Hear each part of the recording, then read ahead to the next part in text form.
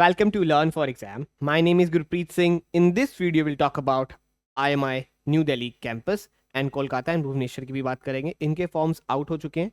आप इस लिंक पे जाके देख सकते हैं. यहाँ पे अप्लाई नाउ क्लिक करके या फिर यहाँ पे कहीं भी क्लिक करेंगे तो आपको सीधा फॉर्म पे लेके जाएगा. ठीक है.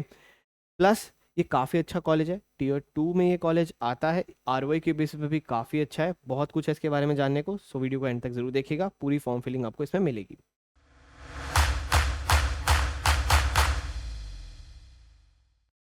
अप्लाई नाउ पे क्लिक करने के बाद न्यू दिल्ली के आप यहाँ पे क्लिक करेंगे तो आपको दिखेगी सबसे पहले एप्लीकेशन डेडलाइन जो कि दिसंबर 18 तक है. थोड़ी सी एक्सटेंड हो जाती है बट आई रिक्वेस्ट यू कि आप कैट के बाद जैसे आपको पता चलेगा कैट आपका कैसा गया है, अगर आपको लगता है कि 80+ पर्सनल स्कोर आएगा तो डेफिनेटली इसको फॉर्म को भरिए, अदरवाइज आप छोड़ सकते हैं. IMI न्यू दिल्ली में आपको PGDM HRM और PGDM BFS के कोर्सेज मिल जाते हैं. यहाँ पे आपको अपना नाम, email address, phone number, OTP जो वेरिफिकेशन के लिए आता है, स्टेट, सिटी और ये कैप्चा डालना होगा और आई एग्री करके रजिस्टर करना होगा. इसके बाद आपके पास एक ईमेल आ जाएगा. इनका ईमेल ज़्यादातर स्पैम में आता है तो ध्यान रखिए, स्पैम ज़रूर चेक करिएगा. ऑलराइट. और यहाँ पे आप जाके यहाँ पे लॉगिन कर सकते हैं या फिर आप ऐसे स्पैम में देखेंगे जैसे कि मेरे को भी ये जंक में आया था, और यहाँ पर आप क्लिक करके वेरीफाई करके स्टार्ट कर सकते हैं. ये पेज आपके सामने खुलेगा. यहाँ पे आप अप्लाई नाउ पे क्लिक करेंगे. आफ्टर दैट आपको यहाँ पे मिलेगा कि किस किस कैंपस में आप अप्लाई करना चाहते हैं. अगर आप एक में ही करेंगे तो फीस आपकी थोड़ी कम रहेगी, विच इज़ रफली 1000-1200 के आसपास, और प्लस जितने कोर्सेज के अप्लाई करोगे उसके भी अलग पैसे हैं, तो इन चीज़ों का ध्यान रखिएगा. अगर आप सारा कुछ ही सिलेक्ट करोगे तो ये आपको जो फॉर्म पड़ेगा वो 4000 के आसपास पड़ जाता है, तो चीज़ का ध्यान रखिए. मैंने यहाँ पे तीनों को ही सिलेक्ट किया था. ठीक है. I always recommend to students कि अपने ऑप्शन को हमेशा ओपन रखें, स्टार्टिंग से इतना क्लोज ना चलें क्योंकि बाद में पता नहीं होता है सिचुएशंस का. मैंने यहाँ पे तीनों को सेलेक्ट किया, फिर नेक्स्ट दबाया. उसके बाद यहाँ पे आपके पास आता है कि आपको कैसे पता चला हमारे बारे में, सोर्स ऑफ इन्फॉर्मेशन. तो कोचिंग सेंटर सेलेक्ट करके आप लर्न फॉर एग्जाम यहाँ पे लिख सकते हैं. अब बात करते हैं प्रोग्राम प्रेफरेंस की. जैसे ही आप यहाँ पे दूसरा प्रेफरेंस डालेंगे कि आपको HRM करना है प्लस आपको BFS करना है तो 500 रुपये प्लस 18% GST भी अलग से देना होगा, तो इस चीज़ का ध्यान रखिएगा. ओके. तो तभी मैंने कहा कि और फॉर्म का प्राइस बढ़ जाता है. जिस हिसाब से फॉर्म महंगे होते जा रहे हैं, मुझे लगता है कि आने वाले टाइम में कॉलेज की फ़ीस से पहले तो फॉर्म की फ़ीस के लिए लोन मिलना शुरू होने वाला है.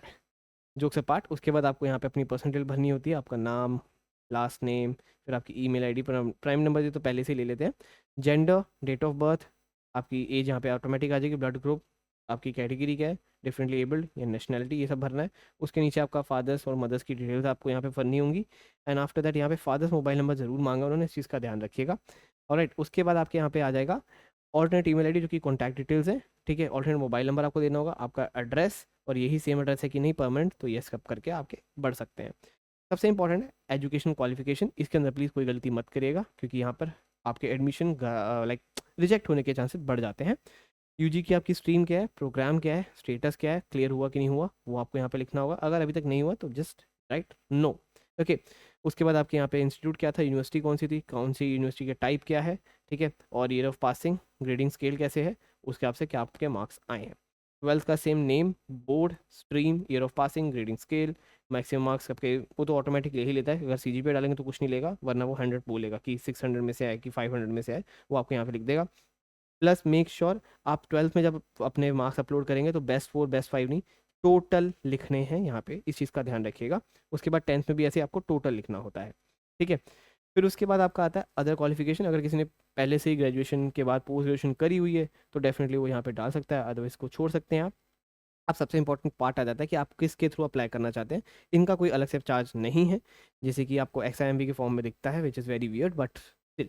यहाँ पे आप कैट, GMAT और ZAT को यहाँ पे सिलेक्ट कर सकते हैं. तीनों को ही जैसे सिलेक्ट करेंगे तो यहाँ पर आपको, और नीचे जाके भी आपको दिखेगा कि CMAT सिर्फ भुवनेश्वर कोलकाता कैंपस के लिए, दिल्ली के लिए CMAT अप्लाई नहीं होता है.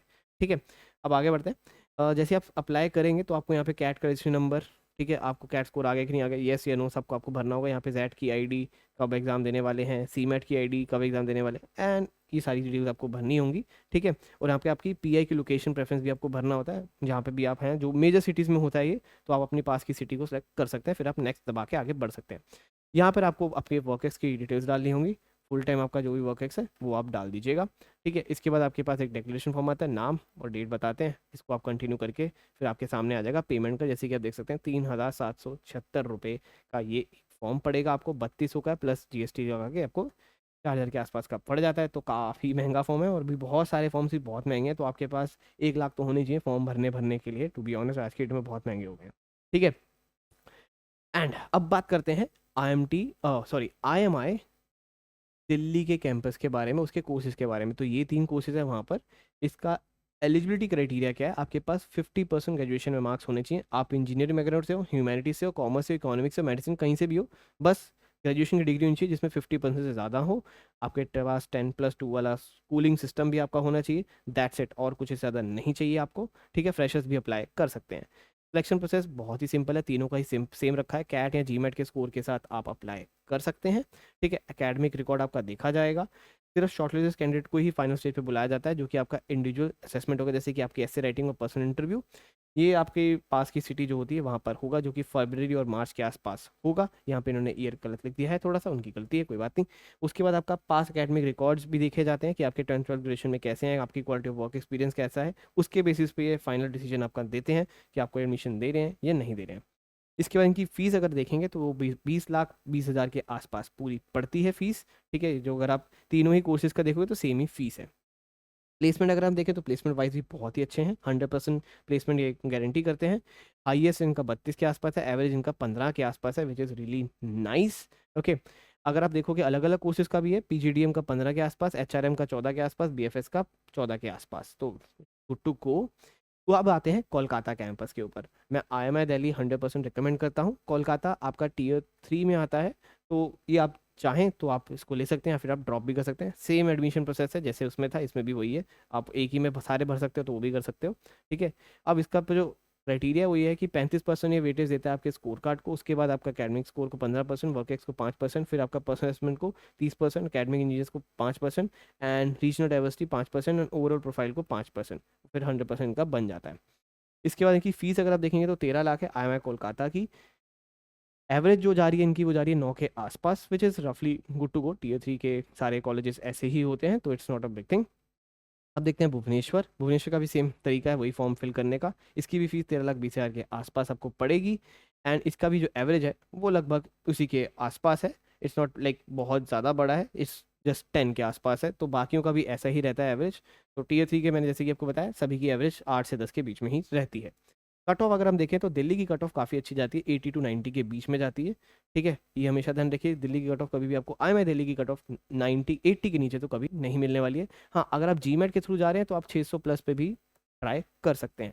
कोलकाता भुवनेश्वर का मैंने खुद से पर्सनली जो बच्चों का देखा है, वो 70% या 60-70 के भी नीचे पे भी कॉल चली जाती है, कई बार गई है, काफ़ी सारे बच्चों को गई है। ठीक है, तो कैट के अंदर मैं बात कर रहा हूँ स्पेसिफिकली, तो अगर आप उससे नीचे आते हैं तो डेफिनेटली आप इस कॉलेजेस को टारगेट कर सकते हैं। ठीक है, if you have any query you can just WhatsApp on this number. We are starting the new batch for CAT 2023 very soon. You can visit a website learnforexam.com, या फिर कॉल कर सकते हैं इस नंबर पे। आप टेस्ट सीरीज, ई बुक्स, ये सब कुछ अवेलेबल है हमारी वेबसाइट के ऊपर, उसमें भी एनरोल कर सकते हैं। Thank you very much. Hit the like button, share this video to your friends and comment down below if you have any query. Thank you much, bye bye.